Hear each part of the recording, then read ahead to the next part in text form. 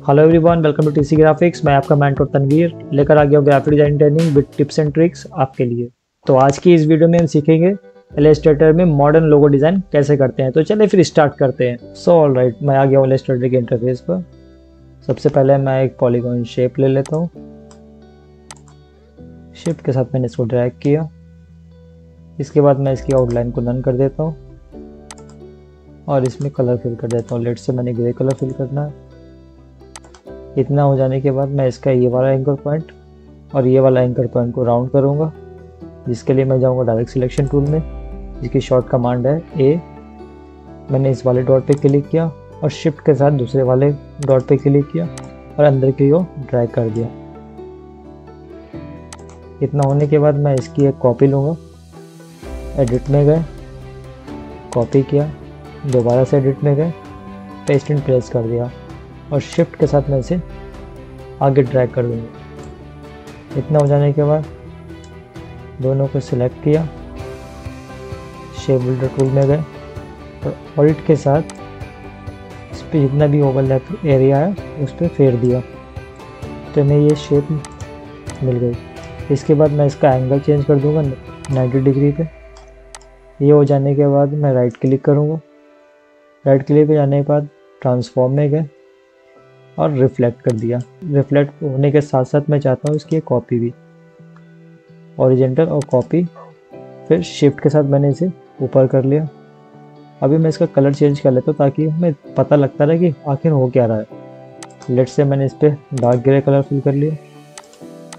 इतना हो जाने के बाद दोनों को सिलेक्ट किया, दोबारा से राइट क्लिक किया, ट्रांसफॉर्म में आया।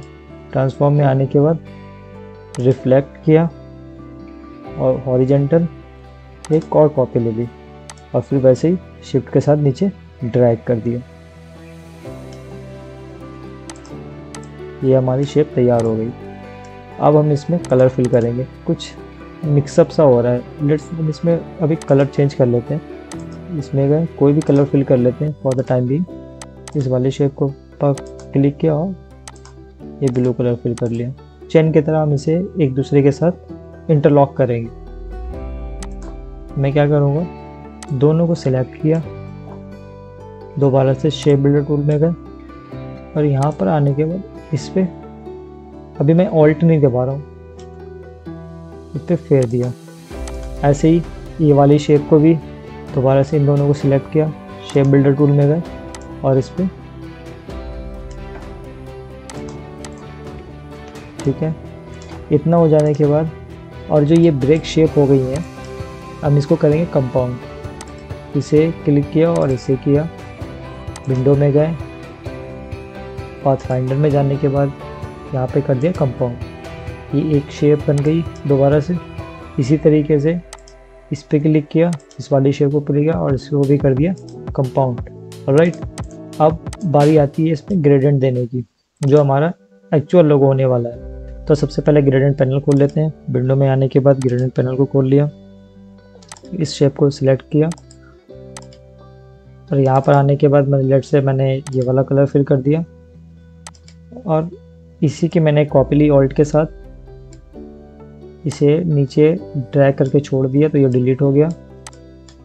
इस पर क्लिक किया, कलर इस वाले पैनल में आने के बाद यहाँ पे आने के बाद HSB सिलेक्ट है ऑलरेडी और मैंने इसका कर दिया डार्क शेड। इतना हो जाने का मैं इसे थोड़ा सा एडजस्ट कर लिया। नीचे वाली शेप ली, आई ड्रॉपर टूल लिया और इस पर क्लिक कर दिया, इसको कर दिया रिवर्स। ग्रेडियंट पैनल में गए, इसको कर दिया एडजस्ट।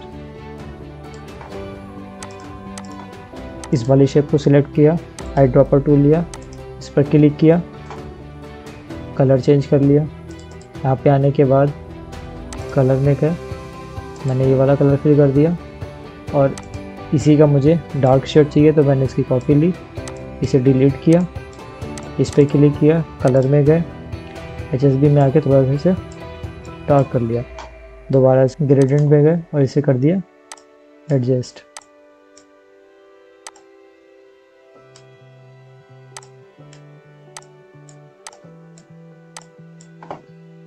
नीचे वाली शेप को सिलेक्ट किया, आई ड्रॉपर टूल लिया, इस पर क्लिक किया और इसको कर दिया रिवर्स।